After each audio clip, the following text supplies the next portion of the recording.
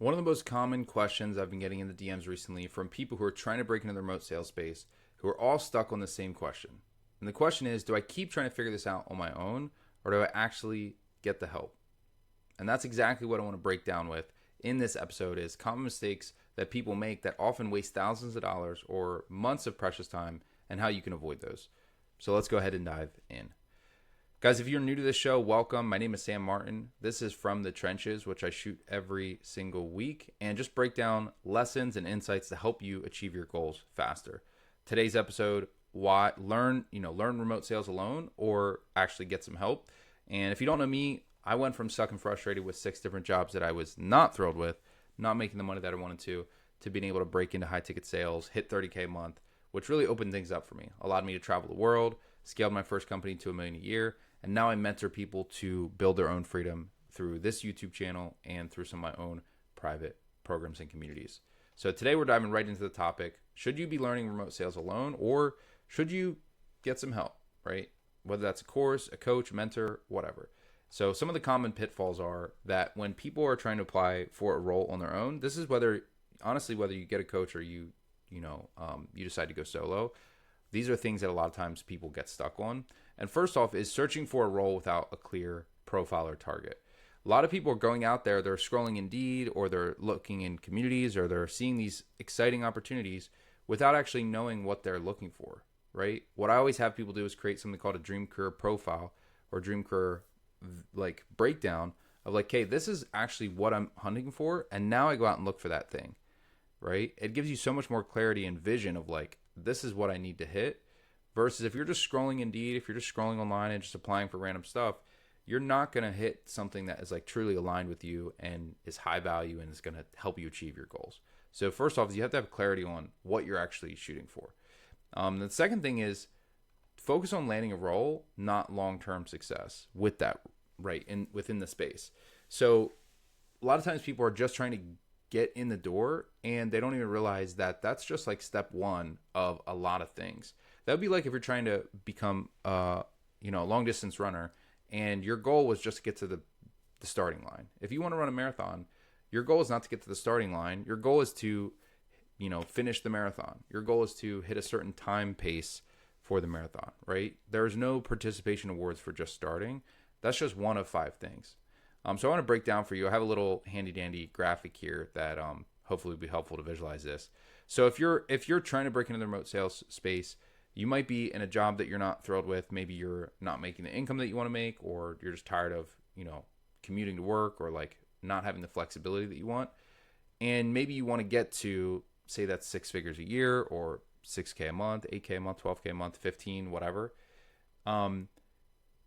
You have to get the opportunity, right? Which is the role we just talked about. But there's these other pieces that come into play. So in coaching hundreds of people over the last several years, these are the 5 things that I've seen that are most common that hold people back or that keep them from getting results. So first off is clarity. We just talked about that earlier, like clarity of like, what do you actually want? What are you shooting for? Both personally, goals wise, but then also professionally, like companies, opportunities, positions that match that. And then secondly is the mindset, right? How are you thinking about the work that you need to do, the activity, the goals, again, both personal and professional. And then skill set, right? Do you actually have the sales skill set? Have you built that? Opportunity, right? Landing a role that actually works and is good long term. And then 5 is getting a mentor, like somebody that can actually help you stay on track long term. Because again, it's not step 1, just get to the starting line of the marathon. It's like, how do I show up and perform consistently? Because a lot of times in, the remote sales space or any business or opportunity where you have the ability to make more, is based on your performance. So if you show up and you're terrible, like then your pay is going to be terrible too. So it's not just get in the door, like get hired, like a 9 to 5 would be. It's like, I need to be a champion. I need to show up and crush it with this to actually get that outcome so that I can have the lifestyle that I want. So hopefully that's making sense. If that's making sense, go ahead and drop a like down below. Always appreciate you guys' support. So next part here is not knowing what the right questions to ask to qualify and validate, right? So if you're out there looking for positions in companies, say you know exactly what you're looking for, you have your profile, but now how do you actually know, like see through the BS of like, is this company, is this position actually true of what they're saying, because tons of people promise, high earnings or like, oh, this is the best thing ever. And then it's only once you get in the door and you start doing it that it's like, oh, that's when all the crap comes up of like the problems with the product or client complaints or, management, whatever. So you have to know questions to ask that help you understand like what the company is like to see if it aligns with you and your values before you get in the door, right? So that's a key thing that a lot of times people miss. Getting a role is easy, but getting a company, an offer, compensation that doesn't suck is actually pretty hard. Because like there's so much stuff out there. Opportunities, roles, positions are a dime a dozen. But again, so many of them, the compensation is inflated. Maybe it's like not a good product or service to be selling. Like there's certain products and services that really are like hot, like they sell really well. And then others that are not, like the industry may be dying or like there's not a ton of demand. It makes it harder, like you're selling uphill. And then also getting a company that is like ethical, that's aligned with your values. Like what are the company values? What do they stand for? What's the team culture like? But then also like how's their marketing? How's their branding? Are they generating leads? Are they indoctrinating people that when you're actually talking to them, they're like excited and like ready to go? Or are they like, is it basically you're just reaching out, talking to people cold? So those are all the things you have to think through when you're qualifying, when you're validating positions, companies to work with. Because you don't want to, it's kind of like getting married. Your goal is not to get married, right? Oh, I just need to find a wife or a husband or whatever. It's like you're trying to have a happy and successful and like fulfilling life. So you don't want to just marry some random person and then have a terrible relationship. It's like you want to have a successful, an aligned, a productive partnership with the company that you're working with for however many months or years that you're, working with them. And maybe you end up like, you obviously can end up working with multiple companies at the same time sometimes too. But like you have to define what success looks like and what you want that to be before just signing on the dotted line, right? The next thing is kind of breaking down a little bit more of the question of like, if you're making this decision of like, should I go with the course or should I go solo? This is something I hear people asking a lot. It's like, oh, there's all these courses out here. Should I get a course? Or like, I'm tired of seeing all these courses. Or like, I'm, thinking about getting a course, whatever. First off, I would say courses there used to be tons of courses. Now things are shifting a little bit. So you want to be thinking about it a little bit differently. But I would just like scratch out the course in your mind. Like you don't need a course, right? Yes, training videos can be helpful. And if you work with a coach or mentor, they a lot of times will have training that goes with it. But you really want to be looking for a mentor or coach who has gone out and done the thing that you're trying to do that you can model and emulate, right? Not only like the results, but also like a little bit of like who they are. Like what are their values? What do they stand for? Do you like resonate with them? Is it someone you would like to be around and enjoy learning from? In addition to like, have they actually produced the results that I want, right? If someone's super fake and like fluffy and whatever, like probably don't work with them if you don't vibe with that. And things are shifting where courses, like in today's day and age, you don't really need a whole bunch of videos. Like what you need is someone who can guide you through key decisions and help you stay on track along the way. Not just like a bunch of videos and like, cause like you're only going to be able to understand so much just from watching videos. And there's tons of stuff online, YouTube, whatever, that you can go through as well. So like you really want to be thinking, do I get a mentor or coach? Not do I get a course? Like that's the right question. And then also what's key when you're getting into the space, like remote sales or any like specific kind of niche industry or like work function, is getting community and connections out of that as well. Right. So sometimes like coaching programs, like for our program, a lot of times we'll introduce people with different roles or positions. So sometimes you can get connections like that, but even just connections within the community of different people who are out there selling, who are in different roles, in different industries. And you can see and start to learn, okay, like what do I like? What's actually doing really well? How can I learn from the people who are crushing it? Rather, if you're just watching a bunch of YouTube videos or like podcasts, or even you bought a $50 course, if it's just videos, it's like there's no relationship, there's no connection, there's no staying up to date on what's working. Like that's really it. So you want to be thinking, if you are deciding to get help, like don't go for a course, go for a coach or a mentor.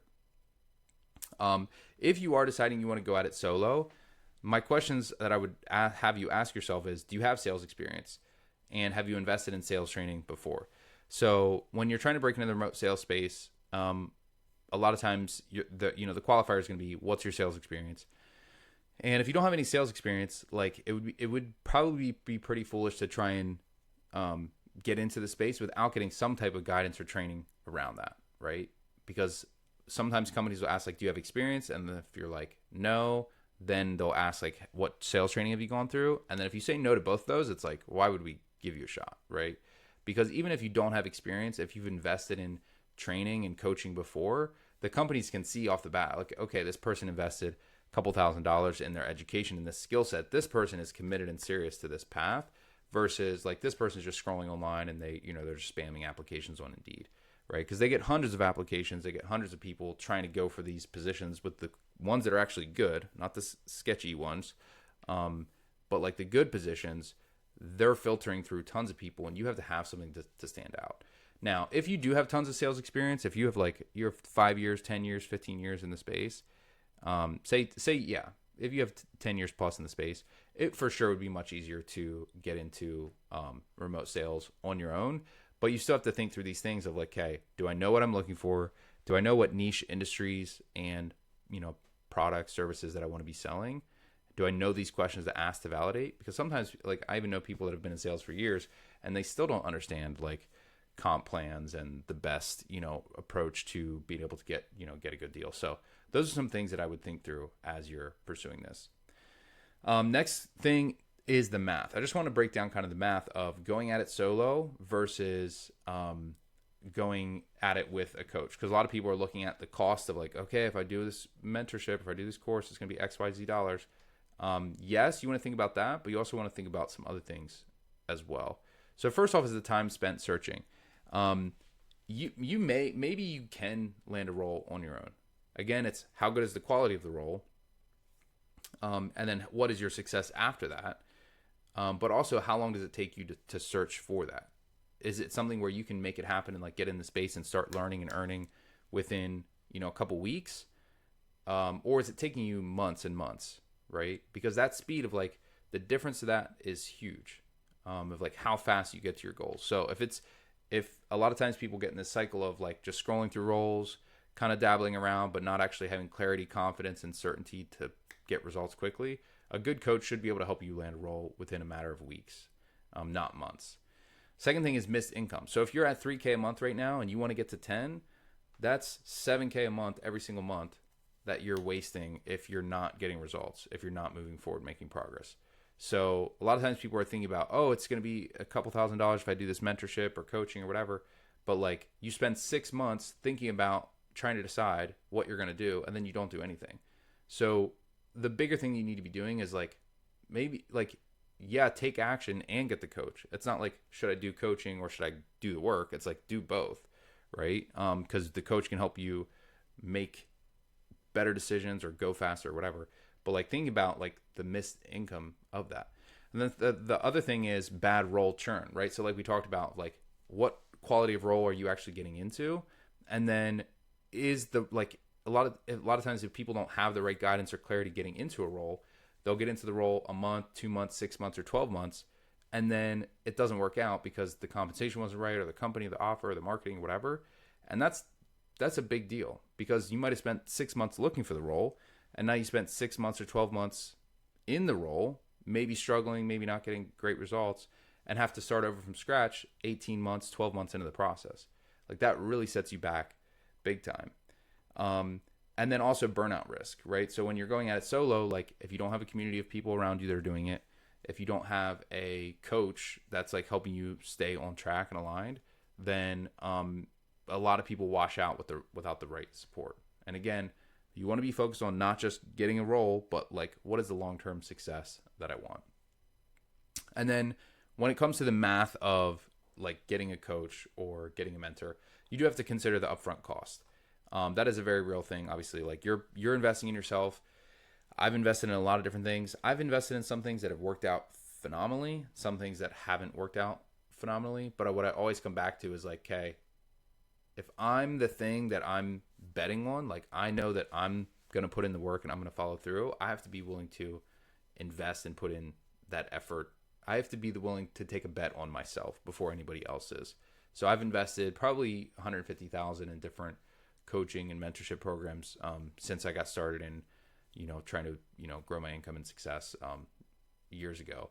But you do have to think about the cost. So if you're looking at a coach getting in the remote sales space, you're probably looking at a couple thousand, maybe three to 6,000 to get a good coach that can like help you.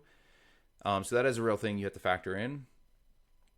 And then the other aspect is the placement, right? So a lot of times when you are actually getting into the role, we talked about, it's basically the inverse of time spent searching, right? If you can take that 6-month process or 12-month process and cut it down to, 3 to 6 weeks, that's going to save you months of lost income and opportunity on that front. And then what we talked about earlier, again, it's kind of the inverse of bad role turnout, which is higher quality role, right? Clarity and direction before shooting. So you're not just shooting in the dark. And getting married to somebody that you're not really sure is someone you want to be, locked in with.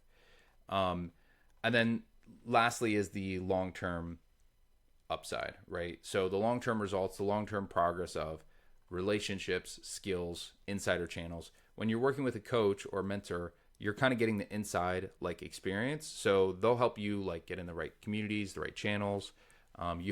You're building relationships not only with the coach who probably has other relationships and network in the remote sales space, but also the people that are in the community going through the program with you. Honestly, that's one of the most valuable things that you can get from working with any coach, mentor, program, etc. Is those relationships that you build through that. And then obviously the skills, right? So the skills that you're building, how you're developing yourself, and like building the actual sales skill set to be able to succeed long term. So again, not just thinking about how do I get in the door, but how do I get to the ultimately results that I want. Most people are looking at the cost of coaching, mentorship, etc., but they're not looking at the cost of staying stuck, right? And the cost of failure is pretty high, right? The cost of doing nothing is going down the 9-to-5 path or just kind of doing the normal life. And that's fine. If that's what you want, like more power to you. There's tons of people that do that. But if you're here, it's probably because that that's not what you want. You know that you want something more for yourself. You're ambitious, you're driven, you have these big goals. Maybe you want to start your own business. Maybe you want to, just invest and get into real estate and different things. You have to be willing to take risk, and you have to be willing to, take bets on yourself, right? And if you're spending months and years like trying to decide, that's going to be the biggest thing that hurts you. So honestly, I would just say like you have to decide and you have to take action. One of my rules for life is and, not or. So if you're thinking, should I go at it solo or should I get a coach? Yes, and you should go at it solo and you should get a coach, right? You should do the work, which is what people call solo, and you should get a coach to help you get better and go faster so that you don't waste time and get off track along the way. So hope this is valuable for you guys. Hope you got some insights. If you did, go ahead and drop a like or a comment down below, and I will see you guys on the next one. Peace.